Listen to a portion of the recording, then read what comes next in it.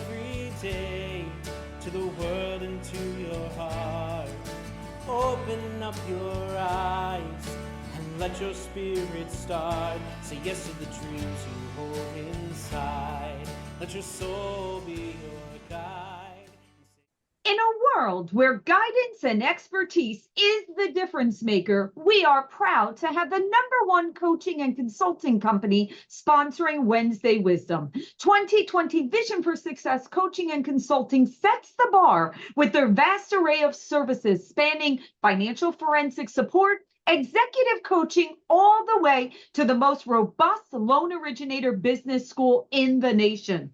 With a proven track record backed by dozens of combined years in mortgage and real estate expertise, 2020 Vision Success Coaching has the most diverse, in-depth, and intuitive professional development platform in the nation. Visit www.visionyoursuccess.net and check them out, or email solutions@visionyoursuccess.net for a free, no pressure, complimentary discovery call. You will be surprised. Affordable consulting with a rich expertise. Thank you for joining us today for another episode of Wednesday Wisdom. I am so excited for our guest today. I had the pleasure of being on his podcast, and today we get to hear his wisdom and insights.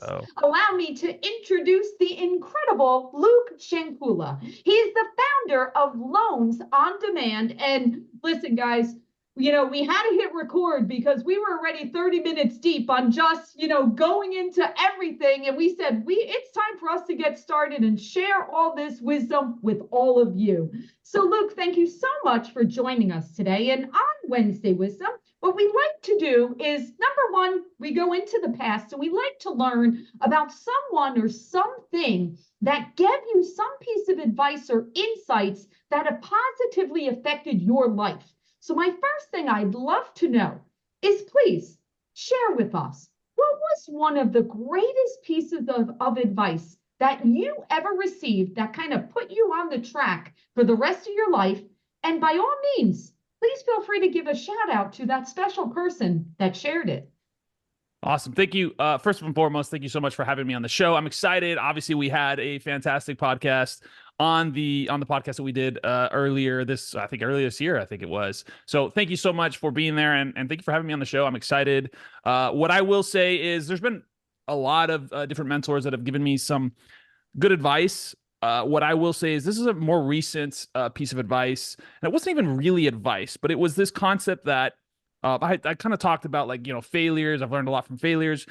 And my executive coach, Doug, he said, the funny thing about success is it's not a very good teacher.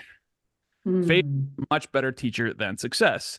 And so that's really sort of, it's something that I believe, but the way he framed it was just so powerful because it sort of made me take a step back and realize, okay, it is true, right? Because he brought this up right after that, is you can be in the right place at the right time, right? Think about starting in the mortgage industry in 2020. You probably thought you were the best loan officer ever, right? Even as a marketer, I felt like I was the best marketer ever. Growing the business, 2020, 21, massive growth, massive opportunities, right? Money flowing everywhere. So it wasn't really that hard to get business from anybody, right? In any industry. And so that was really interesting to see. And as I look back over, my entrepreneurship career, sports, things like that, it's a lot of times the lessons that I learn that I get the most impact into my business is the failures, the opportunities come out of those problems that have been created, right? And so again, you don't really get that much knowledge out of success because sometimes you don't even think about it. What got me to success? And a lot of times it's well, you failed a bunch of times first, and that is what taught you the lessons needed to succeed and to get to another level and to grow and all those things. And so I think this is just a constant journey towards learning and improving and getting better. And I think that comes from trying things, failing at those things. We talk about social media. I sucked at social media when I first started. I sucked at video when I first started. I sucked at leadership when I started. I still suck at leadership, to be honest. I'm learning how to be a better leader. I'm learning how to be a better manager. And those things continue to go on and on over time. But again, it comes from a lot of times just starting, failing, and learning the lessons. You said, what a great lesson. and what an amazing topic to go into. I was thinking about, fear is a liar. So is success sometimes. You use the perfect example. But so many times we've seen people that when the rates go down or when something changes, I'll use an example that I can think of, even outside of the 2020. Do you remember DU Refi Pluses? Do you remember when DU Refi Pluses came in when they were doing this special program for loans that properties that were underwater? So DU Refi Pluses during that time, it was a floodgates were open. I mean, I'm speaking more volume than we had ever seen was coming through the doors. And everybody thought it was because of them. Right. It had nothing to do with them. It was shooting fish in a barrel. It was another situation like 2020 or 2021. Those are not where the best lessons are taught. It's when it becomes competitive. It's when margin compression. It's when you have to use strategy and planning and all of that into it. And, before we went live, Luke and I were having a conversation about branding and about social and about building. That doesn't happen overnight. So if you think that, okay, the market was great in 2020, I don't have to worry about that. I'm doing just fine on my own. This will never stop. It'll just keep raining more production and everything will just keep happening. That's a mistake. So Luke, incredible advice, but now I want to get a little tactical, right? So now you've learned this, you know this, right? You're living this. And you even said, okay, every single day, I'm trying to learn how to be a better leader, how to be a better whatever that is, right? Get better tweaking things, right? To fine tune it. How do you apply that to your planning? We were speaking about how the next 5-6 years of our industry, we're going through a major transformation. If you want to throw AI in there, you want to go through, what's going on with in the realtor market right now. We don't know what it's going to look like. None of us do, right? Regardless of predictions that anyone has. So I'd love to know, here we are in 2024, how are you taking that and applying that on a daily basis, on a forward basis over the next few years to prepare of whatever might come? I'd love to hear your thoughts. Yeah, and just to touch real quick on what you said is I remember talking to a guy that said, man, I moved from retail to broker and I doubled my business. And it's funny because I actually said back to him, I'm like, bro, this is 2020. Everybody doubled their business this year. And he got mad and actually ended up unfriending and blocking me on social media.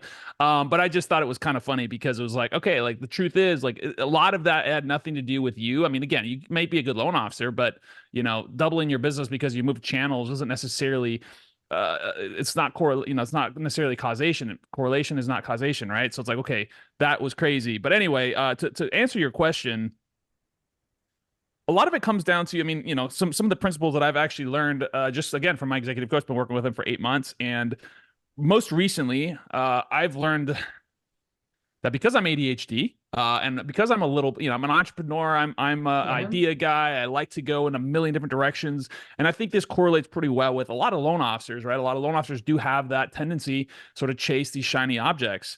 And one of the other principles that I learned, and one thing that we've sort of taken into the future is focus, right? Is like, I'm a very much ready, fire, aim person, right? Not even ever aim, really just ready, fire. Okay. Throw a bunch of stuff against the wall, hope it sticks. Truth is, there is some value to planning. I don't want to say that out loud, but planning has been one of the biggest breakthroughs for me over the last 8 months, because it just comes down to like, yeah, it's not planning till it's perfect, but it's planning so that you don't fail, so that you know exactly what you're going to execute on. And also finding 1 or 2 things that you focus on, because we had all kinds of projects. And so cool, we're working on 10 projects at the same time. Unfortunately, each project moves forward at a very slow pace. So learning how to, turn these into like little micro projects. Hey, we're going to work on this project for the next 6 weeks, because if not, it would have taken another 6 or 12 months to finish this project.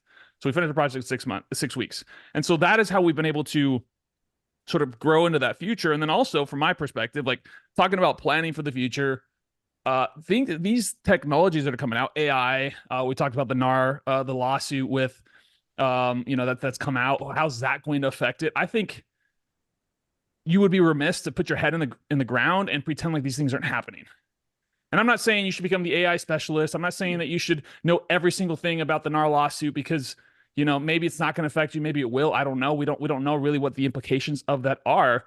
But I think you need to become a professional and understand these new technologies. And I've embraced AI. I spend a couple hours a week learning AI, learning how to use it, how to make it efficient, and mostly how to use it in the context of business. So many people just, it's like social media, right? So many people are like, I know I need to be doing it. I don't know where to start. Well, you got to start. That's the first thing. And so just kind of going back to that, it's like part of it is just spending some time doing that stuff, doing the research, learning new skills. A lot of times we just kind of grind, especially in the mortgage industry or as entrepreneurs, we grind. And at a certain point, you grind yourself and you're always reactive. There's no room for planning and there's no room for growth. There's no room for these opportunities that may come up because you're so focused on grinding for the day in, right? Working in your business on your business. And so I hope that answered your question, but I think I love that, and all of that is great. And you're bringing me back to something that I said once when we were speaking about what changes I've seen in origination over the years that I've been in it. And when I came into the industry, there wasn't a lot of technology and things were very manual and there was no social media. It was all relationship and you sat down and you shook hands with the person across from you and you took an application, right? So very, very different. That none of the digital side existed, right? And the other thing that didn't exist is you couldn't rely on running something through an AUS. You couldn't rely on the guidelines will pick it up to see if this approves. You actually had to know guidelines. You had to be an expert. You had to go and take classes to make sure that you actually understood what you were doing. And so I've watched this. It turned into a grind. Like you said, grind is important. Grind has to happen. That absolutely. But to your point, we're also professionals. That word, mortgage professional, sometimes I feel that we haven't necessarily stayed true to being that mortgage professional. And to your point, that starts with the planning and that starts with staying up on what's happening in the industry. Yes, we know about the rates. We understand about inflation. We're watching what's happening with the Fed. I think we pay attention to that because we're all like so concerned about it. Right. But there's much more than all of that, right? And so if we're truly calling ourselves mortgage professionals, you have to wonder how much time are we blocking out in our day, in our week, in our month to be able to be aware of what these changes are. How does that affect? What opportunities are opening up because of these changes? How do I take a look at FHFA, or changing the whole thing with credit, right? With the modeling and all that. How do I take that? Use that as, I'm going to become an expert. I'm going to go live. I'm going to go on social media. I'm going to get booked at all these different places so I can become the expert because everybody's going to be looking for experts on that topic. Right. Maybe I could be that expert. I'm a mortgage professional. I can learn that inside and out and differentiate myself. That's a great strategy. So to your point, right? And kudos to you that now you've got your planning side on top of all the other stuff, right? But that applies to everyone in our entire industry, regardless of what position you're in, how long you've been in it, where you're going. If you plan on being in this industry now, you need to be doing this right now. Agreed. At some component of time in your day, in your week, in your month, in your year. It can't just be the grind.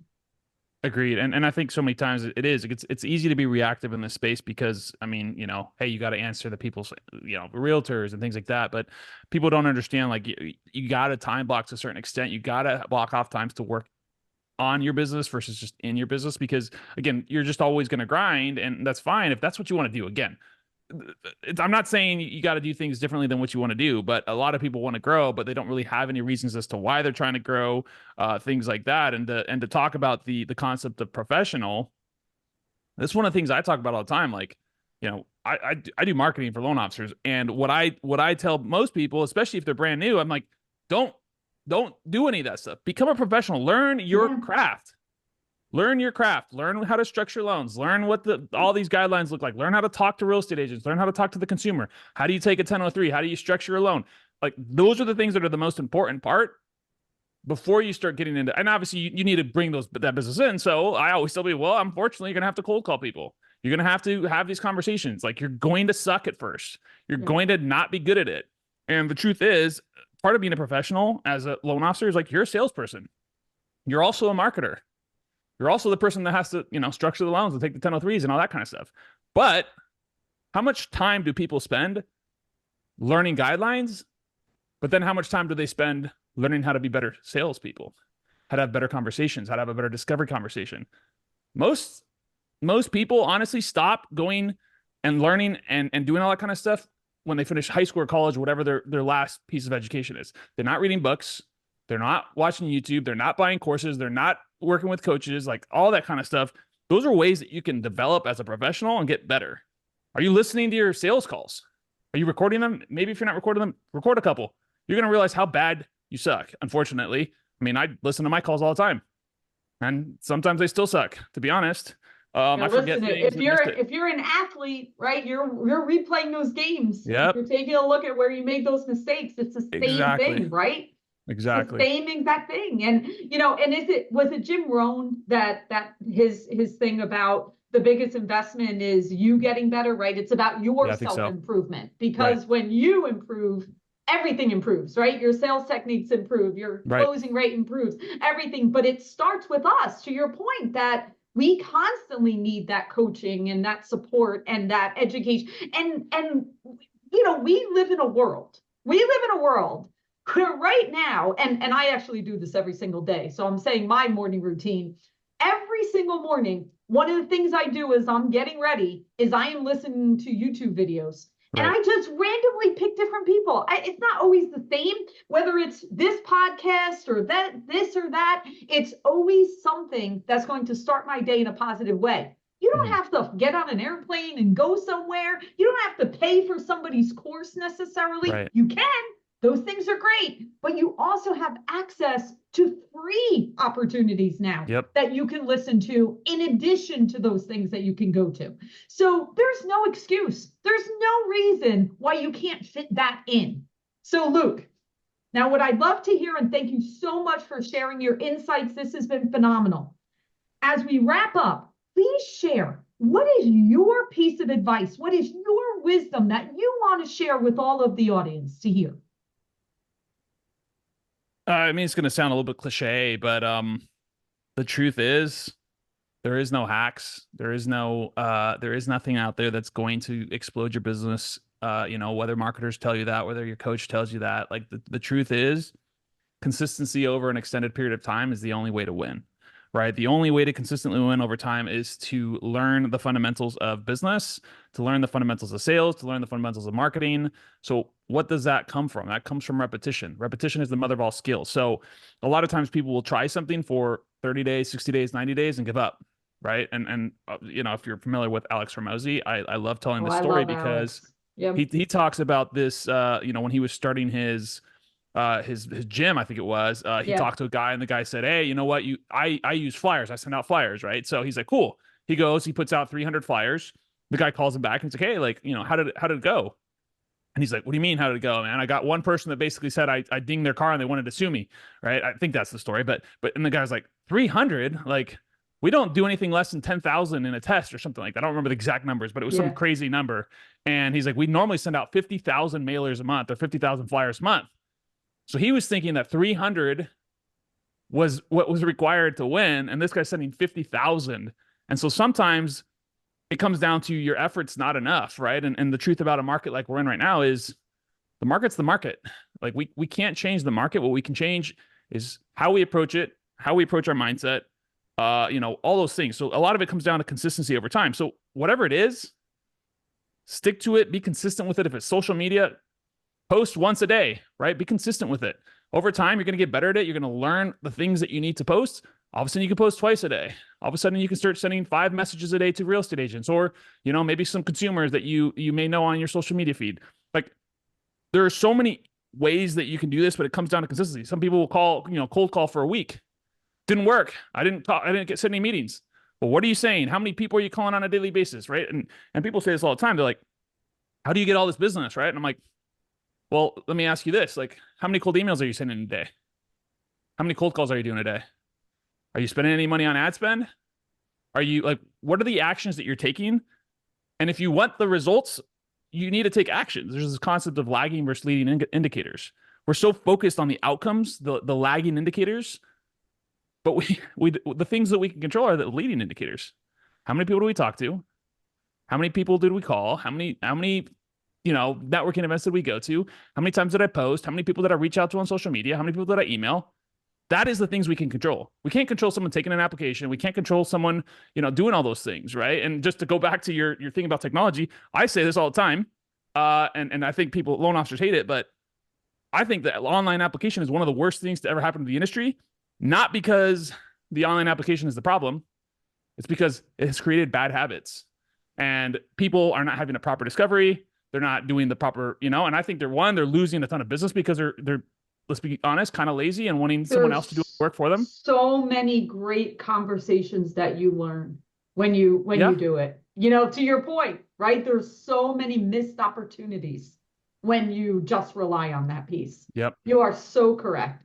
Luke, I think your message is there is no magic pill, magic wand, magic dust. That doesn't exist. At the end of the day, it takes action, and it takes consistent action, right? There is no one thing works better than the other. Figure out what's best for you, right? What do you want to focus in on, and just continue to do that consistently. Yep. I love it. Luke, thank you so much for your time. Thank you for your wisdom and your insights. And we look forward to following you. And Luke, where can they find you?